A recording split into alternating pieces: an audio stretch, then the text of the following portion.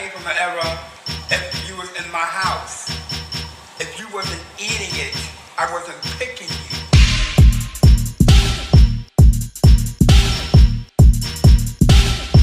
Are you listening to me?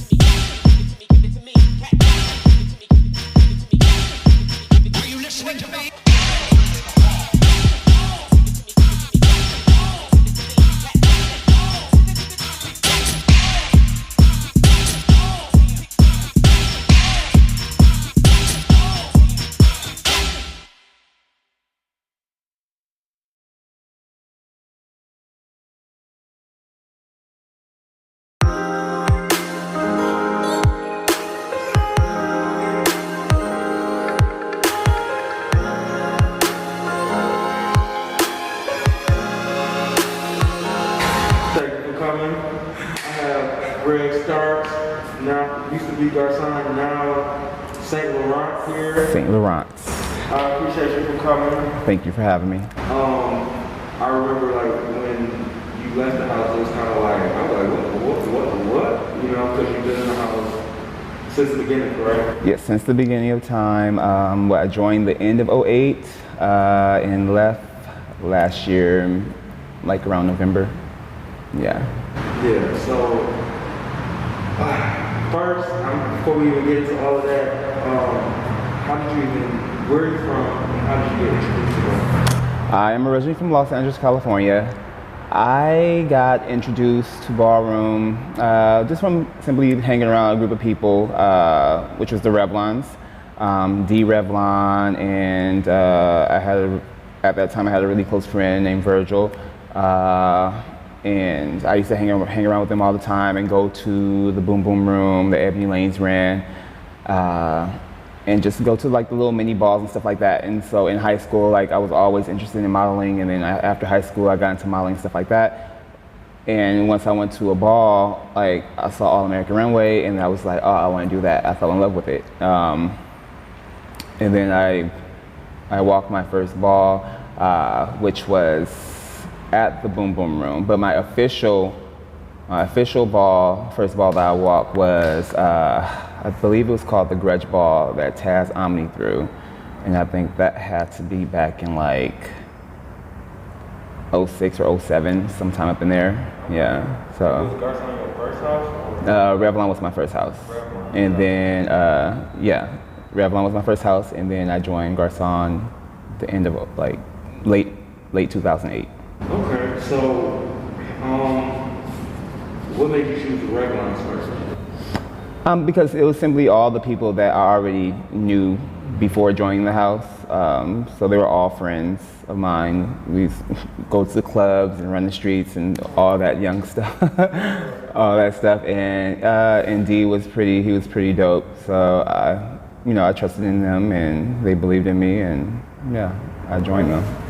You left Revlon, was there a specific reason why, or? I think at the time,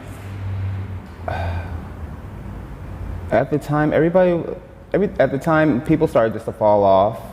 We were all young, and I was pretty much like the only one walking, or holding the name on my shoulders at the time, and then I just felt alone a little bit. So I was just like, I wanted to be a 007. Like I just wanted, if I'm going to be alone, I just wanted to do it on my own, and I did. I mean, I'm sure some people wanted me, but I just wanted to be a 007. I just wanted the next house that I was going to be in. It just had to be right for me. And so sometime, like I knew Arvani and everything. He was the father at the time, and he came to me, and asked me to join. And I knew him and some of the other people that was already joining, and I just thought I thought it was right, so I joined and I stayed there for a good 12 years. That's what's up. So, what inspired you to want to even leave the house? I'm not gonna say inspired me to leave. Leave Garçon? It was just like, a little bit of drama, but then I had to put everything together. As much time as I've been in the house, what my experience was there. I felt undervalued. I didn't feel appreciated. I didn't feel like I was, really appreciated or anything. So, and it's like little things that I've, heard through the grapevine or whatever. So it was just like, at this point, I've been here for so long. It's clear that, people were not believing in me. So I really had to remove myself. Well, I feel like you were pretty fruitful on the runway, right? Say that again? You were pretty fruitful on the runway. Yes. I constantly traveled. I constantly walked, and my looks were dope. My walk was dope. So it's just like, I don't know. But I mean, there were moments where I felt appreciated. There were moments when I didn't, and it's just like the bad outweighed the good so much more. I understand that. So what could have been different to make you feel more appreciated? One, communication, because probably within the last year or so, people weren't really communicating with me. They were communicating with like other members within my chapter instead of me, because I was ultimately wanting to be a leader within the house. I really wanted to be the father of Garçon, but they had other plans. Pretty much they wanted people for face value and not, really have a passion for the house or really want to carry the name in that aspect, So, yeah, it was just time for me to go. Yeah, okay. So, you left the house and then you joined St. Laurent? St. Laurent, yeah. So me and my sis, we shopped around for a little bit. And what was about that house that was like, yeah, this is it? It was definitely the support factor. Like Corey, Sebastian, everybody, JoJo on the East Coast, all of them, they were like really so supportive. Like even before getting in the house, when I did my phone interview and all that, they were excited. Even with like they were so supportive, even with us debuting in a new me debuting in a new category. I walked best dressed at the April Fool's Ball that Marcus Ticci threw. So, which I didn't. I mean, I did well than I expected. I did better than what I expected. So, and they were still like so supportive with that, not even knowing what I can do with best dress. So I really enjoyed that. It was very refreshing, and the energy, ever since then, has been consistent. Yeah, okay. I mean, I wish you could have found that support in, Garçon. I tell people sometimes it's not really, it might not even be the house, it might just be the relationship with that person, it just might not be.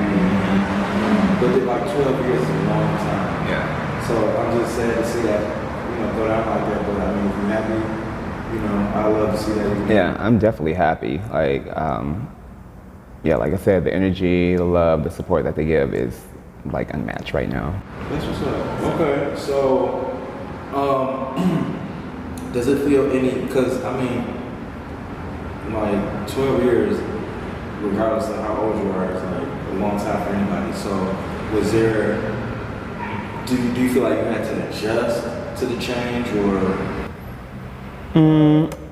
I did feel that I have to adjust a little bit because one, I'm a very, I can say, not to say a loner, but that, and then I don't trust a lot of people. So I really have to observe everybody and stuff like that. But when when they came out here for the ball, it's just like the energy was just like so right. The vibe, everything. So I just, like that first day that we all hung out, we really connected. It didn't feel strange or anything like that. So it was just genuine. Okay. So during your, you've been walking for 14 years? Yeah, about 14 years. And it's been the same category? Yeah. Do you feel like you should be up for legendary status next, or? Yes, but I do feel like I have a little bit more work to do because when I travel, like I really want to do like what they probably call like a tour. So I really want to walk a whole lot more, and then really get my name and my face out there. A lot of times that I walk, my face is always covered. So yeah. It's like it's some of my favorite runway people. I don't even know what they look like. Mm-hmm. Yeah, so it's just like, okay, people can't put my name with my with my face, but I think that's why you're supposed to like snatch the mask off as you walk away. Yeah. I don't do any of that, but I do feel like there's a little bit more work to do. I really want to throw my first ball. Hopefully I can do that this year, and it's really gonna be one of the biggest balls that LA will see. So when I do it, I love planning events and stuff like that. So a ball is on my next list. Most definitely. And speaking of planning events, you have your company called Starks Productions. Starks Productions. And tell us a little bit about that and what you have coming up. Okay, so currently I run one of the hottest after hours for LGBT scene, especially the urban community of the LGBT community. So I just felt like there was a space needed for us, because during the pandemic, it took a lot away from our community, like as far as spaces for us to go party and stuff like that. A lot of things out here is predominantly more white or Asian or Hispanic or whatever, and they don't play music that we normally like. So I just felt that I can fill that void, and I definitely started from the bottom of the ground. I had so many L's, but this year my events have been, my after hours has been doing really well. And that's every Sunday. And then I also have my first drag brunch, June 6th. I have Jasmine Masters as a host, Mariah Balenciaga, Gia Banks, Sasha Colby as, some of my headliners performing. Okay, yeah. And that's June 6th, 2021. Yes. So, okay, I see that. That's what's up. And it'll be a weekly thing? The after hours is a weekly thing. The brunch, we will see after the first one. So where can we find your company, or where can people follow to know where your production company will be having these things? Okay, so I have my personal IG, which is just Greg Starks. That's JUSTGREG STARKS. And then I have the after hours page, which is the _afties. Gotcha. Yeah. Okay. I definitely love to see Black business in any capacity. So much success on that. So speaking about the pandemic, you also are a clothing designer. And I seen you, selling your masks and stuff. They were like the most beautiful masks I've ever seen. Thank you. The most fashionable mask. I wanted to buy one. I'm like, where am I gonna wear that at? But besides, selling the mask, did you face any hardship like most of us did that are in, business where we have to be face to face with? Did you just experience any of that hardship during the pandemic? Yes. I've been through the mud. So not during pandemic, but I've experienced homelessness before and stuff like that.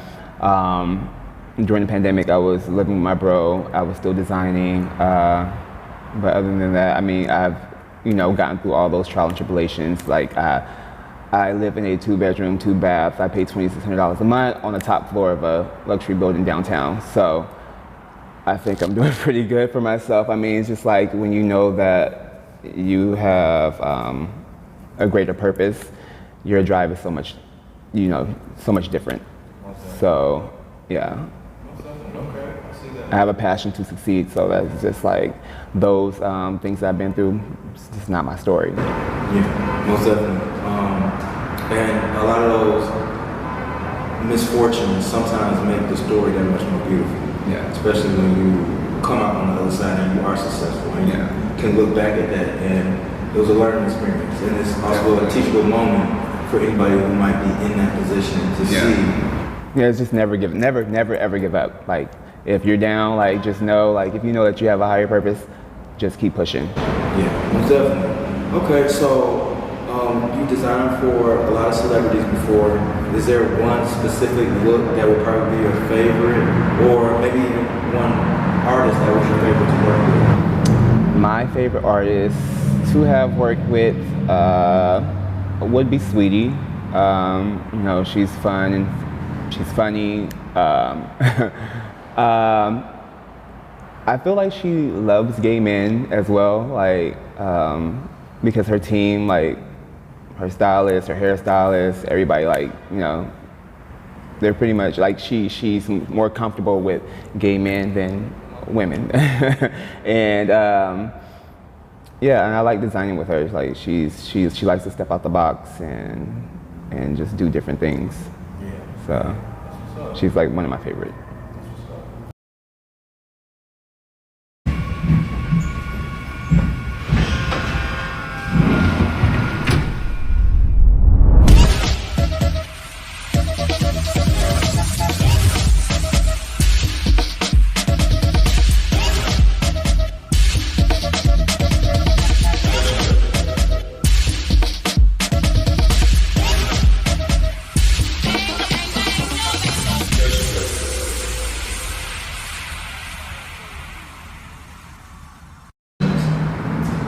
What is one thing that you can definitely say that you took away from Ballroom? Like, the one thing that you said, like, if I wasn't at Ballroom, I would not have experienced X, Y, and Z. I wouldn't have this characteristic on myself, if any. I think Ballroom, what I took from Ballroom was really giving me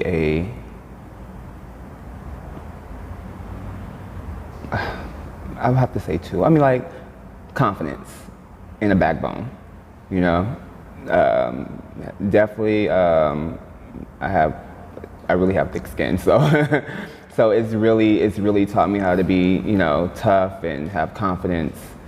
And then, like, all those things that, a lot of people experience in Ballroom, like, as far as drugs and stuff like that, like, it's really taught me, not to be, like, a follower or anything like that. I have my own path, and, what everybody else likes to do, I don't like to do, so. Yeah, I definitely have noticed over the years, like, you definitely are, like, a lone wolf type of person. You can definitely, because, like I said, you're one of the only people that I seen that was in the house that used to consistently come and support us in the Midwest and always walk. So I always appreciated that. Thank you. Yeah, so, I feel like it's only up from here. Is there anything that you want to tell the scene, just, if any message, to maybe, like, people that are watching us that want to get into the Ballroom, maybe a young man that wants to walk All-American and they don't really know how to, come from watching it on their TV screen to actually get out there? Okay, so I would definitely say do your research, watch videos, definitely practice, watch fashion shows, find your pace, stuff like that within Walking All-American, and just be updated with current trends and fashion trends, colors, all that. Like, runway is just not runway. It's fashion as well. So, like, yeah, you definitely have to, like, be stay on top of those things. So, and then also, you know, connect with, you know, people who came before you. Like, if you need advice, seek somebody who's a legend, icon, who can definitely mentor you. Yeah. And who were some of those mentors for you? Well, I would say out here in LA, when I first got into the scene, would be Trey Haynes. He's definitely a guy that I admired within the scene. And then there's Nico as well. Nico, well, he used to be a Chanel, and then he was Lanvin. I'm not sure what he is now. Yeah, I'm not sure what he is now. Maybe no, he's a gorgeous Gucci now. I believe it's gorgeous Gucci. And then my personal father, the only father that I've ever had and seen, is Derek, all-American icon. I believe he's 007. He was Garçon. So, yeah, like I learned a lot from him. Yeah, that's what's up. Okay, so first of all, I want to thank you for coming here. Like I said, I was sad to see you leave the house. I felt like, you know, you were somebody that kind of like supported us in the Midwest.